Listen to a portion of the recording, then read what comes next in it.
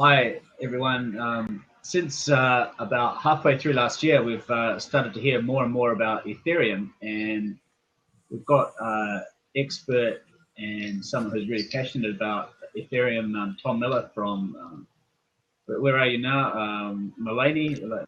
Maybe just talk Yeah, um, yeah. I'm in the Sunshine Coast of Australia. Tom is going to explain about Ethereum and why he's so excited about it. And we've got Randy Kalaski here who's also going to ask some questions for Tom. And anyone who wants to ask any questions in the chat, just please go for it while we're talking. And we're going to go for half an hour and explain about Ethereum to you. So, Tom, what's your interest in the Ethereum, and how did you get involved, and what are you doing with it at the moment? My interest. Well, thanks. Yeah. First of all, thanks a lot for having me on this blab. It's pretty cool to be on it. Also I'll cut to the chase. So my interest in Ethereum, I knew that there was Bitcoin has just been such a big eye opener for me, especially, and for everybody whoever discovers it, that we can actually create programs that are decentralized, and can do point systems and all that sort of stuff. But I knew that Bitcoin was just one application of this type of technology, the blockchain technology. And so and Bitcoin has these protocols where you can write contracts and stuff, which people haven't really been using as much as Satoshi has envisioned. And mainly it's because there are some limitations, but also because if Bitcoin can be more than just money. It can be a general language in the way it can be an entire computer. And so it was like the next level. And so, instead of just tracking points on a public ledger, actually do the processing of the code on a decentralized computer. I was just waiting for that time when that was going to happen. And then this white paper came out by a young kid, an 18-year-old kid called Vitalik Buterin, if my pronunciation is correct. And he currently lives in China. Sorry, not China, getting so mixed up. Just come back from China. Lives in Canada, and I think he's Russian, actually. Don't quote me on that one, but I think he is Russian. And he put out this white paper, and at the time he was running Bitcoin magazine, and he put the white paper out, and it just described exactly what I said. Basically, this instead of just a point system or a giant database that tracks all the money, and take it to the next level and actually do the code or do the processing of all the functions of code across millions of computers as well. And that required a new level of language called Ethereum, and the language is called Solidity. And just like you have PHP and you got C++ and Java, these are all languages. It required an encoding of a new language to program decentralized. So yeah, that's what attracted me. I knew that there was the next thing, and then being aware of all, you and me, Michael, have spoken a lot about the problems on the planet, and I've never really wanted to invest into a social network, like Facebook or Google, unless it was decentralized, and so that was my main thing. I was looking for that social network which would be decentralized, and Ethereum allows us to program that decentralized social network, which is actually happening. So yeah, we'll talk more about how that's all forming as well later on in the call. So I've been studying a lot about Ethereum in the last few days, and there's a concept that keeps coming up is this Web3, and see, Ethereum is really it's a whole new internet that is developing, and it requires its own browser to use called Mist, and and it's got its own blockchain, so it's not operating on the present blockchain. It's got its own blockchain, so these are all pretty radical concepts for us all to get our head around, and I don't know when this is actually going to go mainstream, but obviously you believe that it's got the potential to do this, or you wouldn't be putting the time and energy into it. So perhaps you could why does it need its own browser, for example? Why do we need Mist to be able to use Ethereum? Well, yeah, let's jump to that question. But I'll just answer the other question. Why do I think it's going to go mainstream? So there's two main things. I mean, we all know about crowdfunding, don't we? Yeah, and I hope crowdfunding. I found a good example of this We Fund. It's actually a practical example that's actually up and running using Ethereum. So hopefully we can have a little bit of a look at that later. Yeah, that's exciting as well. Go for it. What really attracted, there are other, there's other attempts at this stuff as well. But what excited me about the Ethereum was that, we all know crowdfunding, and this was at the time the second largest crowdfunded project on the planet ever. So I looked it up just now. It's actually gone down to the fifth. But anyway, at the time when they launched it, it had raised $18 million, and it was all through the Bitcoin network. So thanks to Bitcoin, it's basically Bitcoin's biggest successful project in terms of raising money. And this would never have been possible to do through Indiegogo or Kickstarter. This is something that's just such high level. It's just not possible. And so it was all done through Bitcoin, and so that's one thing that really attracted me. And then the other part of it.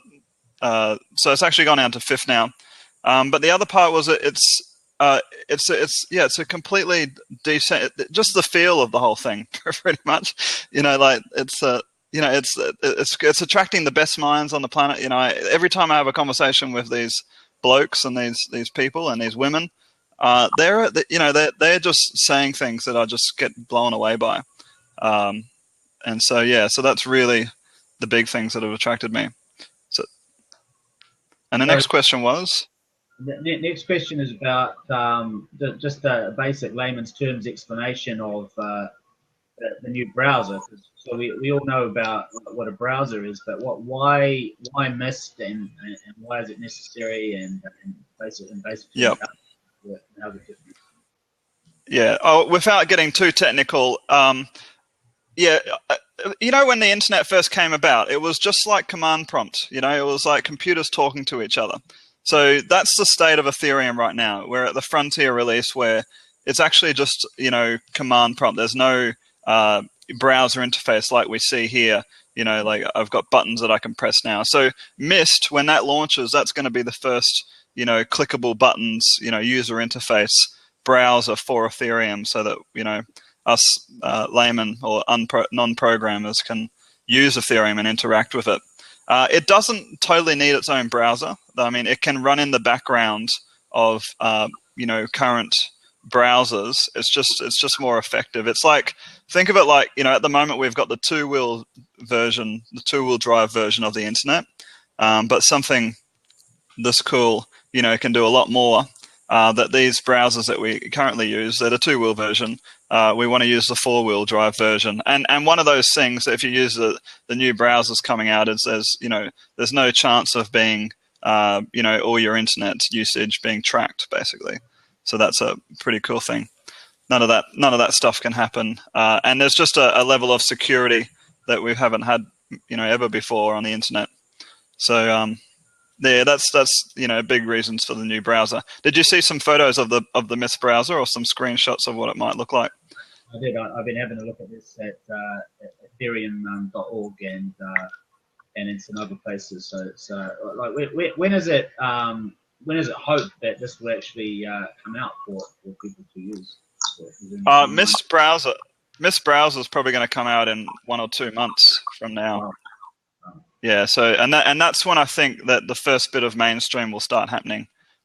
Just like when there's a new browser out, and I think that's.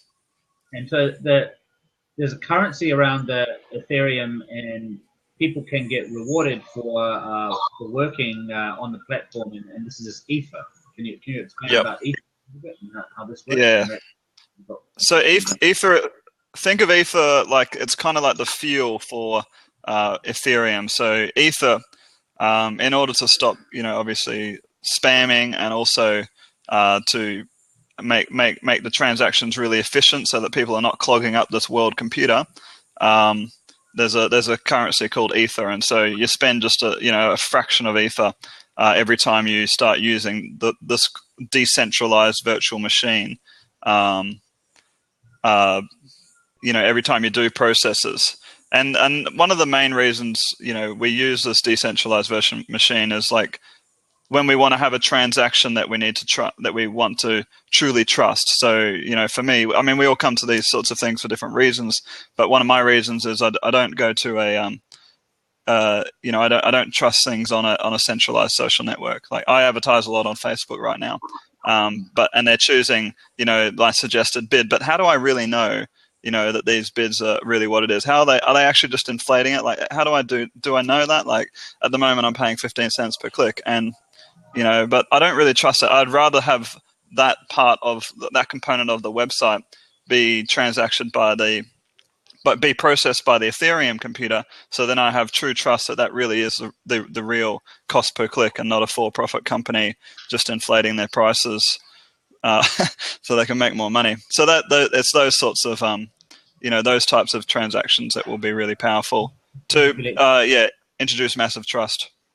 It's a really good explanation of decentralization, just in practical terms of things. But Randy, you said you've been studying the price of the Ether. Yeah, first he kind of intrigued me with the online advertising.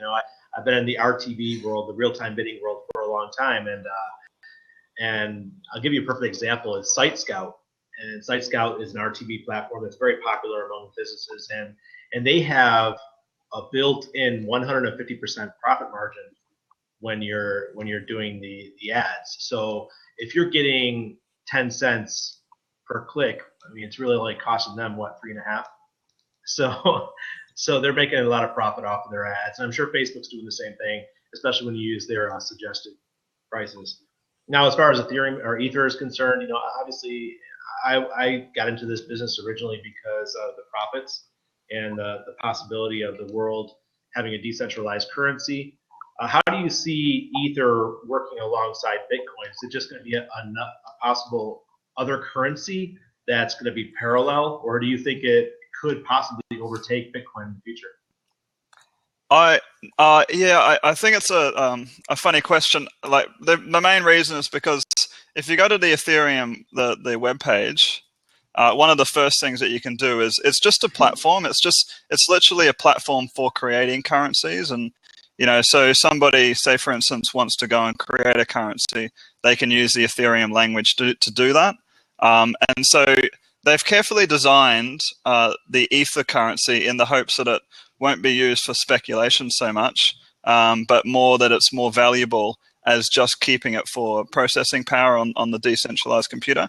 So they're trying to move away from the speculation side, and I think they're going to do it successfully because that's what's happening so far. So it's more just going to be really think of it just as a fuel for the entire computer, and people keep a certain bank of that fuel that they can use, or that organization can use. And the main thing, and it would be the fuel could be shared just in case that organization needs to be continue going, or do more deserves to do more processing power on the Ethereum network. And they would have again, the Ethereum code allows you to decentralize rank, give rankings to all, organizations so that they can then be verified so they can get more Ether as well. So they're trying to tend away from the using as a currency just the actual Ether itself, but it still is a currency, so I can't completely say that. Okay, one way to avoid the speculation side is not limiting the amount of coin. So are they planning, is there a set number that they're planning on mining, or is it just going to keep going on forever? No, that's not. It's going to keep going. It's designed to keep on going, because obviously the more Ether that gets processed, okay, the more computing power that can be used. That's a good point. As an investor, that would slow down the amount of speculative chances that people like me will get involved with just buying Ether just for the speculation. So that thanks for answering that. That really helps out a lot. So, Tom, I was going to ask, like, just to give everyone a practical example of Ethereum in action, and I'm particularly interested in crowdfunding and different ways to facilitate it. And obviously, this is one of the biggest potential areas for Ethereum, and do this in a whole new way. And I found on the Ethereum.org as an application of Ethereum that they recommend that we have a look at is this WeFund.io. And can you just explain briefly, like, how is it different from the way that the internet is being used now, and why is this WeFund special and interesting? So I think there's going to come a time where I will. There's going to come a time where there'll be different things that you see on websites, and it might have a little Ethereum symbol saying "processed by Ethereum," so that you can trust that stat. And same with crowdfunding. At the moment, big crowdfunding sites are Kickstarter and Indiegogo, and they take their 5% fees or whatever it is. With all these transparent crowdfunding systems, when we start using other systems, we don't have to have all the transaction costs from Visa and MasterCard, which immediately takes away 2%, 2 or 3%. So it's just going to be a more effective way of doing it. And plus, you can't do smart contracts with Indiegogo and Kickstarter. So you could in the future, you'll be doing things like, you'll fund it if the project gets to this milestone, and you lock in that, and you're locked into a contract, or vice versa, or things like that, or money doesn't get released, you get a smart contract. So you can basically, there's just this ability to introduce a huge array. I wish I had more examples of smart contracts, which can be linked up to project milestones, and so then the programmers or whoever's on the project or somebody promoting the project, if they don't reach a certain number, it can be hard coded that they don't get that money, or that those bitcoins. Ethereum's going to be working. Probably the main currency in this crypto network is Bitcoin, and Ethereum will be using. A lot of these projects all use Bitcoin. These Ethereum projects all use transfer Bitcoin as value transfer. Absolutely. And so the Ethereum, but Bitcoin is running on the blockchain at the moment, but Ethereum is going to have its own blockchain. So this is something that I don't quite get. Is that so we're going to have to track the transactions on 2 different blockchains to validate this and prove that all the work and everything? Can you explain how the Ethereum blockchain and the present blockchain will integrate? Yeah, okay, so they're 2 completely different networks of computers, and the Ethereum, I'm just actually bringing up the Ethereum network status right now, so everyone can see the health of Ethereum, of the blockchain. I'll just give you a link to it. I can just share it in here, can't I? New message. Yeah, sure. Yeah, okay, here we go. So I've just shared a link. It's called stats.etherdev.fdev.com. Yeah. And if you check that out, this is actually the live the blockchain working away right now. So I won't explain it all because there's a lot in here. But basically, all the rows you see, they're different nodes. They're like major nodes that are running the network at the moment, and so we've got 21 active nodes out of 23. Right. But it's just a completely, it's a very similar to Bitcoin. It's just a whole separate network of computers offering their processing power, and they earn Ether in return. They do.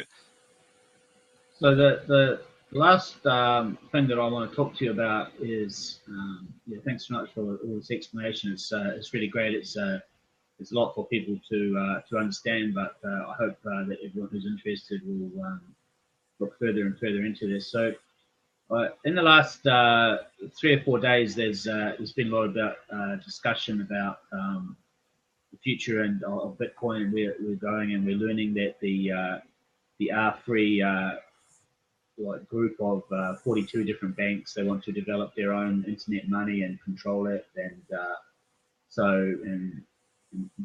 Bitcoin has had a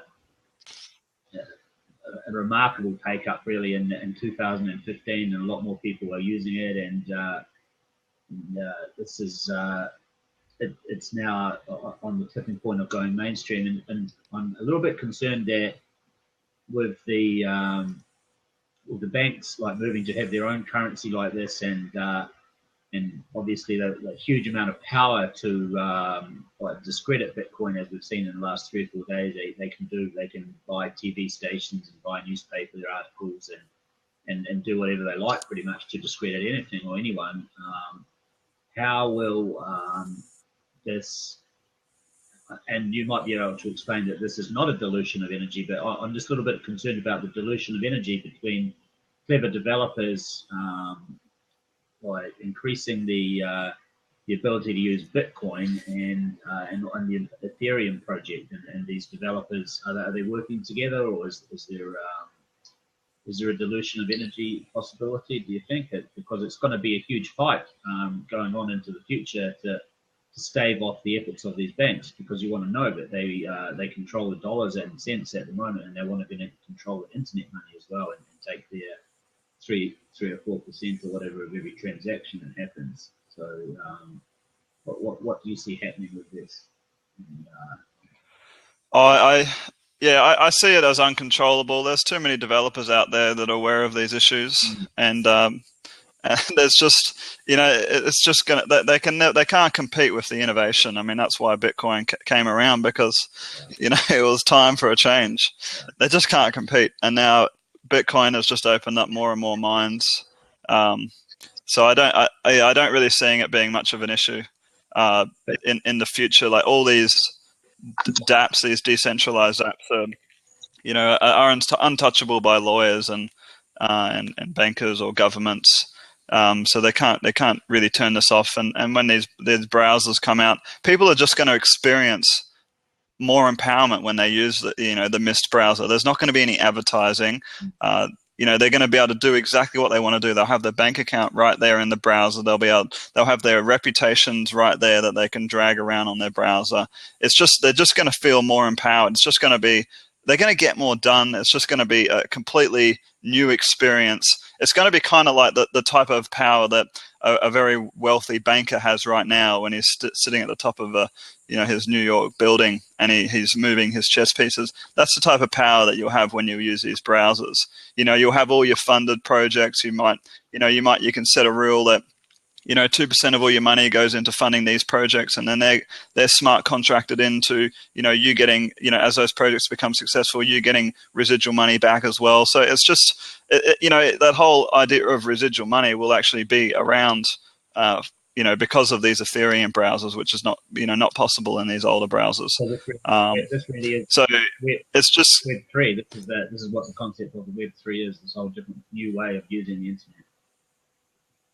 Yeah, so it's people are just going to gravitate towards it, and banks that want to adopt the technology, they can. If they want to adopt the Ethereum technology, they have to go transparent with everything they do. There's no hidden doors anymore.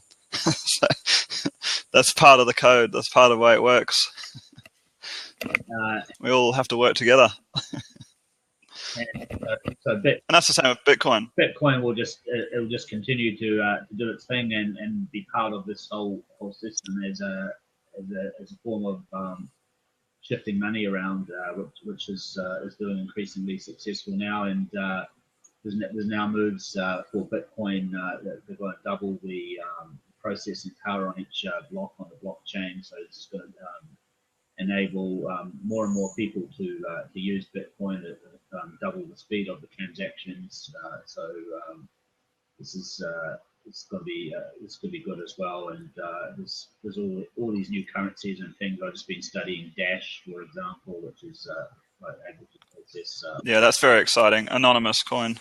Yeah, and there's going to be more and more developers developing more and more ideas and things like this moving on into the future, and we are living in particularly exciting times, and thank you for being such an advocate and an explainer today of what's going on. And I hope to talk to you maybe in a month or so when this browser is actually usable, and we can maybe use a different platform, maybe Google Plus or something, and do a hangout, and we can screen share, or maybe by then Blab can screen share. So so it's very, very exciting. I'll write up a bit of a blog post and embed this interview into it, and give my limited understanding of Ethereum a little bit of a go on a blog, and after what I've learned from you today. So thanks, Tom. Yeah, it's exciting. Yeah. There's I'd love to just share 2 projects with you guys before we end. And one of these projects is just a way, the one I share with you, colony.io. Yeah. Did you see that one? Did you listen to the podcast? Not yet, but I can embed that into my blog post as well. So I think I'll do that. Yeah. Because that's a way that we can all work together on each other's businesses. Like, just like Fiverr, you can go and hire people to do things. Colony is Ethereum powered. Definitely put the podcast in there for Colony, because that explains it really well. But in a nutshell, we can all be working on each other's businesses and skill sharing. And then everyone, say for instance, a colony is just like a group of ants. And that's all we are as well. We're just a group of ants sitting on planet Earth. And there's a lot of power in the ants don't have a central control. They just they just, the queen doesn't have any power or anything. She just lays her eggs and that's it. The ants are born. But there's a lot of resilience. When you see water run through ants or anything, they're all just knows they're doing their thing, and that's what we are as well. And that's where the best innovation comes out. Like you see ants building bridges and all sorts of things. That's not a centrally controlled thing. They just act on the signals that happen, chemical signals and stuff. And that's what Colony is trying to mimic, and they're doing it pretty successfully. I've been part of the alpha project for a while. But basically, I'm just going to give you a quick example, and then we can end it for sure. Say for instance, Michael, you're really good at doing blog posts, or you're really good at doing podcasts. You could, and I'm doing a project and I'm good at development or something. Yeah. You could be doing, there might be 10 of us in the colony, and you go and put up think of like Facebook, a news feed. You go and put a little proposal in the news feed saying, hey, Tom, I will go and promote your project, and this is what I'm going to do. I'm going to do 10 posts. I want to get it out there. And then so you go ahead and do that work. And then afterwards, all 10 people in the colony will review how you went according to that smart contract. And that review will determine how much energy that will be the energy that you put in by the perception of everyone else will determine how much of that project, or that the total money going through that whole project you get. So that's what Colony is. It's basically live, dynamic, launching IPOs and distributing of shares and profit instantly all the time using Ethereum, and you get paid in Bitcoin or whatever it may be. So that's I see that as the most exciting thing. And as soon as that launches, I feel like we just all need to jump on that thing and just start working together like crazy. Right. Yeah, I can see it. I think you're a great explorer of these new systems. So I'll be sure to check that out, and I hope everyone else does too. Thanks so much, Tom. Get on and no worries. I'm sure it's a beautiful day on the Sunshine Coast, as it nearly always is, and you got a lot going on there. So thanks a lot for your time.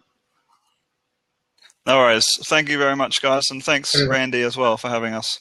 Everyone, we'll be back on Bitcoin Blab tomorrow, which we're going to go for a new time and make it straight 3 p.m. Pacific time tomorrow. So thanks a lot.